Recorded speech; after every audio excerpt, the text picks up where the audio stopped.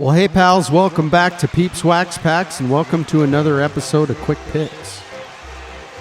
Quick Picks is where we take a few cards from the collection, and they're not new pickups or anything. We're just going to talk about 3 cards in the collection, maybe a little bit about, I don't know, how I got them and why I got them, perhaps. These 3 are going to be 1955 Topps Baseball in graded format. My only 3 1955 Topps Baseball in graded format to this date. And they've been dry aged down in the slab cellar. The first one is a Monty Irvin, outfielder for the New York Giants. Of course, I've actually shown this one before in a video about the legendary New York Giants outfield of Monty Irvin, Willie Mays, and Hank Thompson. But anyway, I digress. This is one of my 3 1955 Topps Baseball cards in graded format, and it is the Monty Irvin, and it looks fantastic. It's a very, very exceptional 4, in my opinion. It's got the dinged corner in the upper left and the upper right. However, if you've looked at enough of these 1955 Topps Baseball cards, you'll know how hard it is to get a nice clean surface. There's those dings in the upper corners, but what I was trying to avoid when I got this Monty Irvin was the sort of ink tracking that you commonly see on these 1955 Topps cards.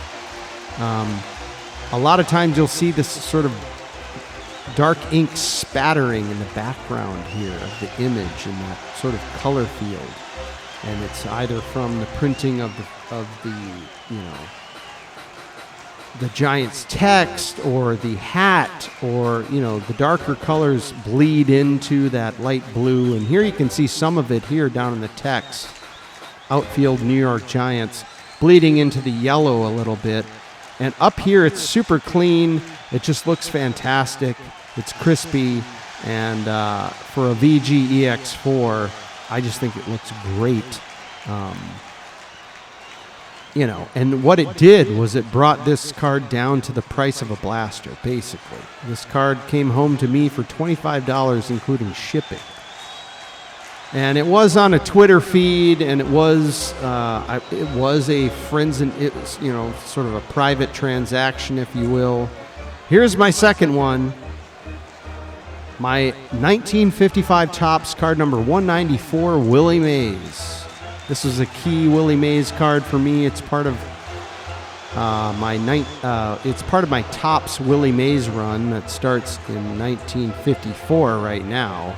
I don't imagine I'll ever get to 53 and 52, so I just sort of conveniently said, hey, I'm going to start this from 1954. And I'm doing all right on that run, and this is part of that run. Again, a very clean copy. The whole image is here. I know it's off center, top to bottom and right to left, more so top to bottom, but the surface is beautiful. The image is clean. The border is still just barely there, so I know I'm getting the whole image, which is kind of the most important thing to me, and getting a nice clean image as well. The back, very clean, also off-center, top to bottom, in the very same way, but also very clean. So to me, this was heavily discounted. It's an SGC holder, which for some reason, we don't need to get into that, but it's a 2.5 in an SGC, so that brought the price way down. The card looks great, and that's what I care about. And the third card is the big whopper. The one I got last year I'd been looking for a long time. I've been waiting to show this card. I should have shown this previous to now, but this seemed like a good opportunity. Let's show the third 1955 Topps Baseball card in graded format. Drum roll, please. It's the Sandy Koufax rookie card in a VG3, and a fine VG3 this is.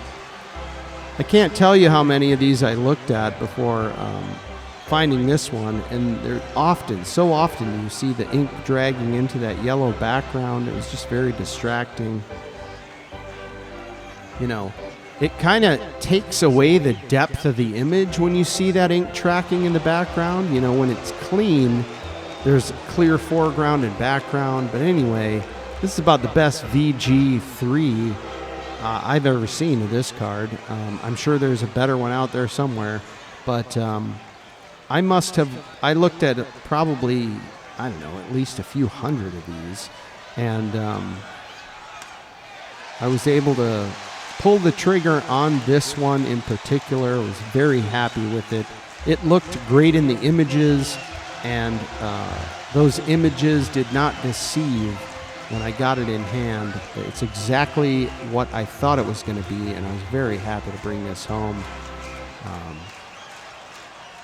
A beautiful example for the assigned grade. And there you have it. My big pickup of actually 2021 was the Sandy Koufax. And, well, this isn't about pickups. This is about dry age slabs. Look at Sandy's gaze. You gotta love it. Thanks for coming by, everybody. Appreciate you.